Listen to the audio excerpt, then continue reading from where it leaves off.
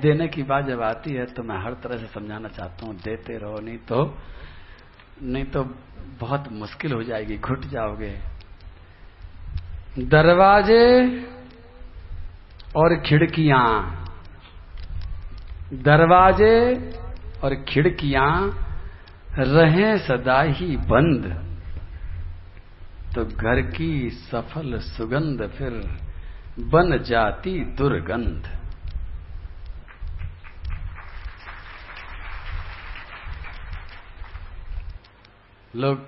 आप लोग तो समझदार हो, लेकिन कई बार ऐसे लोग भी मैंने देखे हैं कि नया नया कूलर खरीद करके लाते हैं और खिड़की में फिट कर देते हैं और दरवाजे सारे बंद कर देते हैं और कूलर को पूरी स्पीड पर चला लेते हैं और बाद में अंदर कहते हैं कि ठंडक नहीं आ रही है। कूलर तो चल रहा है पर ताजगी नहीं आ रही है। क्या बात है, कूलर खराब है क्या? कंपनी तो ठीक लेकर के आए थे, फिर क्या हो गया?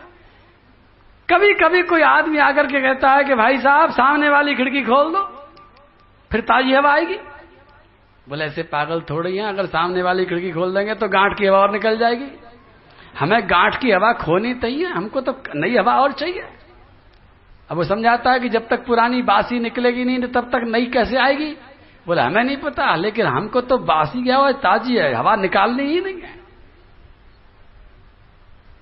ठीक उसी तरह से जीवन में जो कहते हैं कि हम तो लेना ही लेना जानते हैं, हमको देना आता ही नहीं है, उनके जीवन में हर चीज दुर्गंधित हो जाती है, हर चीज शमशान बन जाती है, हर चीज खत्म होने लग जाती है।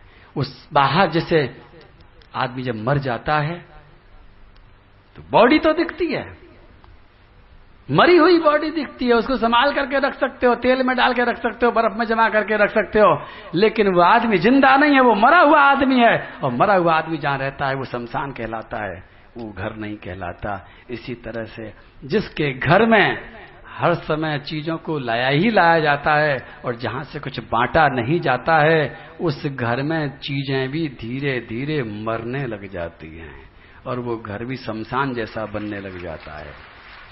और फिर शमशान में रहने वाले लोग कौन होते हैं आपको अच्छी तरह पता होगा। शमशान में इंसान नहीं रहा करते हैं, शमशान में भूत प्रेत रहा करते हैं। और ऐसे घरों में ज्यादातर भूत बाधाएं ज्यादा आती हैं, क्योंकि वह उनका स्थान हमने बनाया है। अगर हम अपने घर से, अगर हम अपने पास से जहर को समय समय पर निकालते रहें, जो चीज अपने काम में नहीं आ रही है उसको भी निकालें, और जो काम में उसमें से भी थोड़ा सा निकालते अगर चले जाएं, तो फिर मैं एक बात कहूंगा दोबारा से कि आपकी बहुत सारी बीमारियां तो वैसे ही खत्म हो जाए। आपका संग्रह बीमारी का कारण है, आपका परिग्रह बीमारी का कारण है। और अष्टांग योग में सबसे पहले जो 5 यम की बात जब आती है, जिस पर पूरा का पूरा योग खड़ा रहता है, उसमें एक यम है अपरिग्रह। जितनी जरूरत है उतना सामान रखो, उसे ज्यादा मत रखो, बांटते चले जाओ। एक भिखारी एक बार अपने घर से निकला था भीख मांगने के लिए। पत्नी ने उनके हाथ में थैला पकड़ा दिया, थैले में 4 मुट्ठी चावल भी डाल दिए सगुन के रूप में, और वो भिखारी जब घर से बाहर निकला, सवेरे सवेरे ब्राह्म मुहूर्त का समय था, रास्ते पर आते ही उसने देखा कि सामने से राजा का रथ आ रहा है। राजा के रथ को देखते ही मन में उमंगें उठने लग गई, तरंगे आने लगे, अरे वाह आज राजा आ रहा है, सवेरे का समय है, अगर ये रथ रुक जाता है और राजा अगर मुझे मिल जाता है तो राजा से मैं आज अच्छी तरह से झोली भर के मांगूंगा। मन में सोच रहा था, कल्पना कर रहा था, इतनी देर में ही राजा का रथ बिना रोके ही अपने आप रुक गया। रथ पर से राजा निकल करके बाहर आया।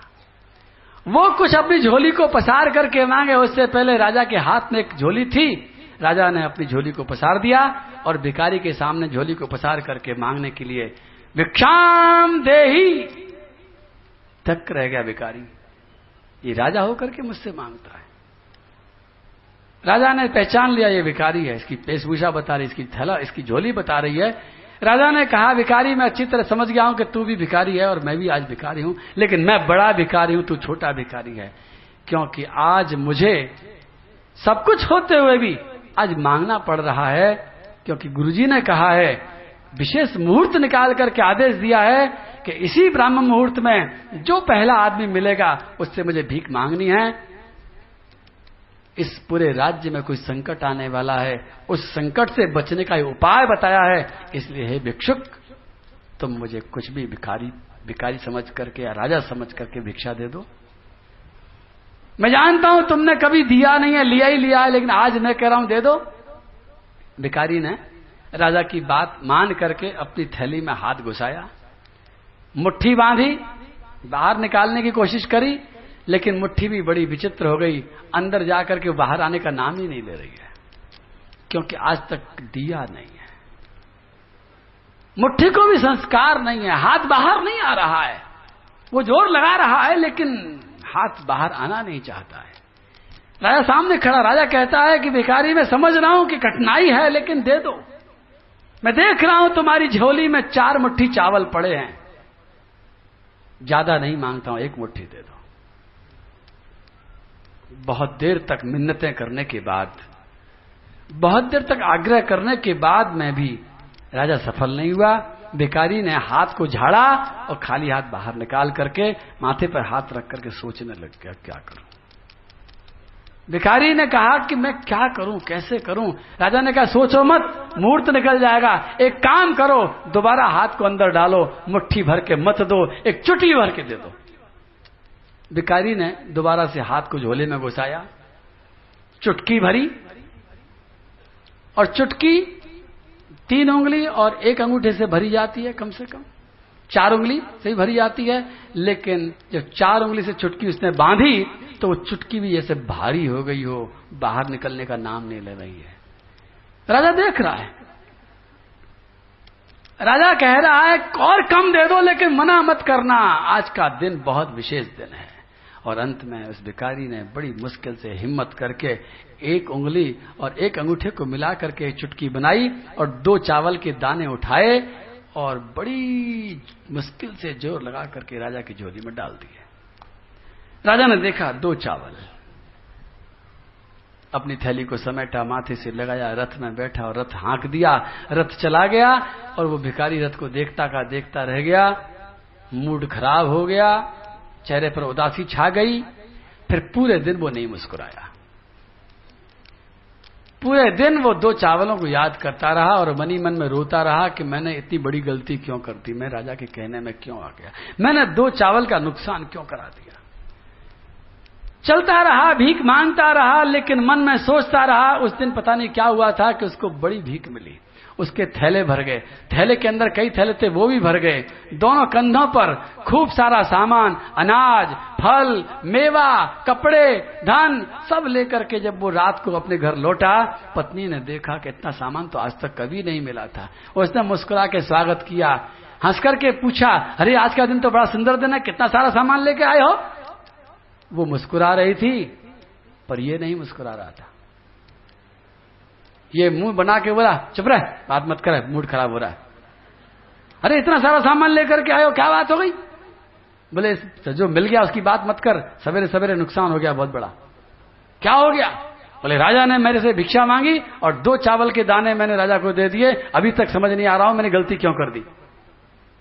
पत्नी बोली कि जाने दो 2 चावल, अरे हजारों चावल लेकर के आए हो। बोले जाने कैसे दूं, मेहनत के थे, मेरे थे, कैसे दे देता, ये गलती हो गई।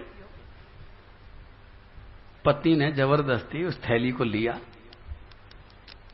जैसा कि रोज होता था, रोजाना वो यही काम करती थी, क्योंकि भिक्षा मांगते समय वो सब मिला के लाता था और रात को उसकी पत्नी सब अलग अलग करती थी, चावल अलग, गेहूं अलग, चना अलग।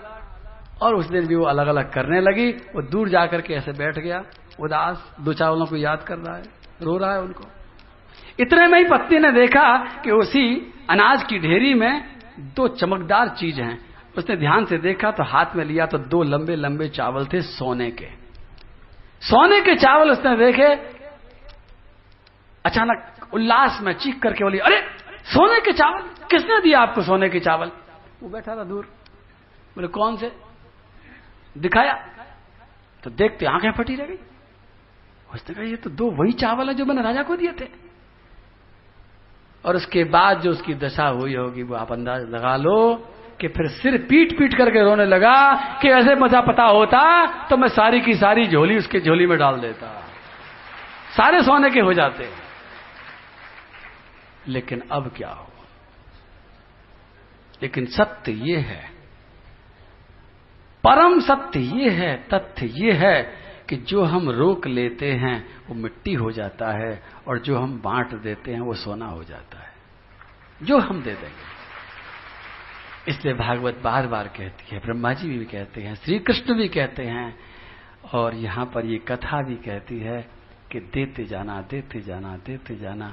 जितना देते चले जाओगे उतना ही ज्यादा भगवान भी आपको देते चले जाएंगे, उतना ही लौट लौट करके आता रहेगा। हे मनुष्य, तू देना सीख, और दुनिया सूखी मिट्टी है, तू दुनिया की परवाह मत करना, तू आशा मत करना कि जिन्हें तुम दे रहे हो वो तुम्हें देंगे।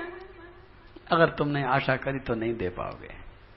तुम सोचो कि मैं मुस्कुराया था, सामने वाला तो नहीं मुस्कुराया, अब कल से नहीं मुस्कुराऊंगा इसके सामने, दुष्ट कहीं का नहीं हंसता है मेरे को देख करके, तो तुम फिर कभी नहीं मुस्कुरा पाओगे।